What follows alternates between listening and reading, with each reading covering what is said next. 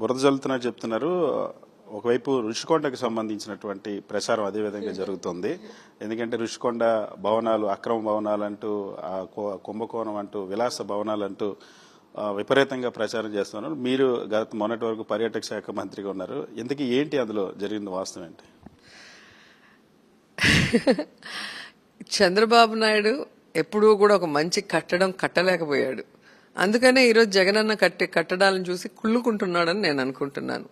And as a tourism మినిస్టర్గా నేను గర్వంగా చెప్పగలను, నేను మంత్రిగా ఉన్న సమయంలో ఇలాంటి ఒక అద్భుతమైన కట్టడాన్ని వైజాగ్లో కట్టడం అనేది నా లైఫ్లో అది ఒక బెస్ట్ మెమరీగా ఉండిపోతుందని నేను అనుకుంటున్నా. ఎందుకంటే పర్యాటక రంగంలో ఈరోజు ప్రపంచ దేశాల నుంచి వచ్చే వాళ్ళకి వాళ్ళు వచ్చినప్పుడు కానీ వాళ్ళు ఉండటానికి కానీ ఒక ప్రభుత్వం వాళ్ళతో డిస్కస్ చేయాలనుకున్నప్పుడు ఒక అద్భుతమైన ప్లేస్ ఉండాలి. అది ఎక్కడికి వెళ్ళినా కూడా ఉన్నాయి అన్ని రాష్ట్రాలకి. మన దురదృష్టం రాత్రికి రాత్రే పారిపోయి వచ్చారు కాబట్టి రాజధాని టెంపరీ, అన్ని టెంపరీ, ఎక్కడ ఒక పర్మనెంట్ బిల్డింగ్ అని ఒక అద్భుతమైనది లేదు. సో వైజాగ్ ని ఒక అంతర్జాతీయ స్థాయి సిటీగా రూపుదిద్దాలని జగన్మోహన్ రెడ్డి గారు అనుకోవటమే తరువాయిగా 2021లో కేంద్ర ప్రభుత్వానికి అన్ని పర్మిషన్లు తీసుకుని దీన్ని స్టార్ట్ చేయడం జరిగింది. సో దాదాపుగా 61 ఎకరాల పైగా ఉన్న ఈ ల్యాండ్లో 9.88 అంటే దాదాపుగా 10 ఎకరాలలో ఒక 7 బ్లాకులు కట్టడం జరిగింది. సో ఈ 7 బ్లాకులు కట్టేటప్పుడు కూడా ఎంత యాగి చేశారు, ఎంత విషం జిమ్మారు ఈ ఇప్పుడు సోకాల్డ్ లీడర్లు అందరూ కూడా మనం కళ్ళారా చూసాం. కేసులు కూడా వేశారు. సో హైకోర్టు పర్యవేక్షణలోనే ఇది జరిగింది.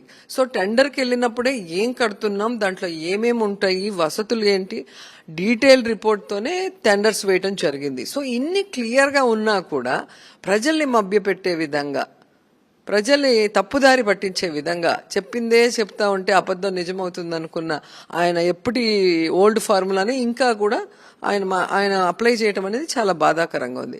ఇప్పుడు ఆయన తెలుసుకోవాల్సింది అది 7 స్టార్ ఫెసిలిటీస్తో ఉన్న ఒక టూరిజం బిల్డింగ్స్, అది ప్రభుత్వ బిల్డింగ్స్. అది ఫస్ట్ తెలుసుకోండి. జగన్మోహన్ రెడ్డి గారికి కాదు. ఈరోజు జగన్మోహన్ రెడ్డి గారు ఓడిపోతే సీఎంగా ఆయన వెనక పోవట్లేదు ఆ బిల్డింగ్స్. అదే వైజాగ్ లో ఉంది, అదే టూరిజం హ్యాండ్ ఓవర్ లో ఉంది. అది టూరిజం ద్వారా ఒక 7 స్టార్ ఫెసిలిటీస్ ఉంది కాబట్టి హైదరాబాద్ లో పలక్నం ప్యాలెస్ లాగా ఎవరితో అయినా మీరు లీజ్కి ఇచ్చి రన్ చేయండి, లేదా మీరుండండి, లేదా ఇంకో దానికి ఉపయోగించుకోండి. అంతేగాని ఎంత ఏడుపు అంటే అసలు సంబంధం లేని ఎవరో పోయేసి మనం చూసేసి ఫోటోలు పెట్టేసి 25 లక్షల టబ్ అంట, బెడ్ ఇంత అంటే జనాలు ఏం పిచ్చోళ్ళు కాదు. ఈ రోజు టబ్ ఎంత రేటు ఉంటుంది, మంచం ఎంత రేటు ఉంటుంది, సోఫాలు ఎంత రేటు, డైనింగ్ టేబుల్ ఎంత రేటు ఉంటుంది అని అందరికీ తెలుసు. ఒక బిల్డింగ్ కట్టినప్పుడు ఆ బిల్డింగ్ కి తగ్గ ఫర్నిచర్ అనేది దాంట్లో పెట్టడం జరుగుతుంది అనేది ఫస్ట్ వీళ్ళు తెలుసుకోవాలి. అండ్ అన్నీ కూడా ఏమంటారు కేంద్ర ప్రభుత్వం నుంచి పర్మిషన్స్ తీసుకొని కోర్టు పర్యవేక్షణలో చేసినవి, అది వాళ్ళు ఫస్ట్ తెలుసుకోవాల్సింది. అండ్ కేబినెట్ లో ప్రతిదీ కూడా దానికి ఏం చేయబోతున్నాం ఏంటి అనేది కూడా క్లియర్ కట్ గా డిస్కషన్ చేసి అన్ని కూడా ఇవ్వటం జరిగింది.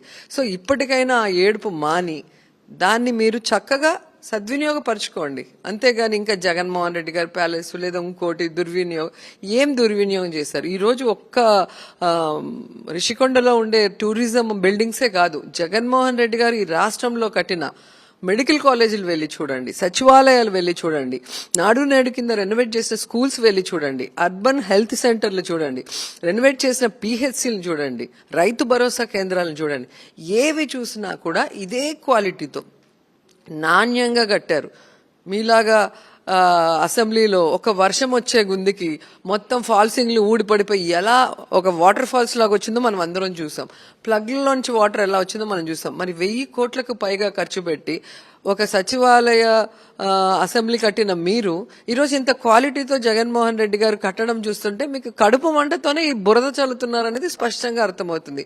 సో ప్రజలు తెలుసుకోవాల్సింది ఈ సోషల్ మీడియాలో టీడీపీ వాళ్ళో లేదా ఇంకొకరు చేసేది కానీ పచ్చ ఛానల్లో చేసేదాన్ని దయచేసి నమ్మద్దండి. ఏదున్నా కూడా పేపర్స్ బయట పెట్టమనండి. ఇది ప్రభుత్వ భవనాలు, ఈ ప్రభుత్వ భవనాలు టూరిజానికి సంబంధించినవి. ఇప్పటికి కూడా టూరిజానికి సంబంధించినట్టుగా వాళ్ళు లీజ్కి ఇచ్చైనా లేదా వాళ్ళైనా మెయింటైన్ చేయొచ్చు, లేదా వాళ్ళు అక్కడ ఉండాలనుకుంటే ఆర్థిక రాజధాని చేస్తానని ఎప్పటి నుంచో అబద్ధాలు చెప్తున్నారుగా చంద్రబాబు నాయుడు. ఇప్పుడైనా అది చేసినప్పుడు అక్కడ ఉండటానికి యూజ్ చేసుకోమనండి.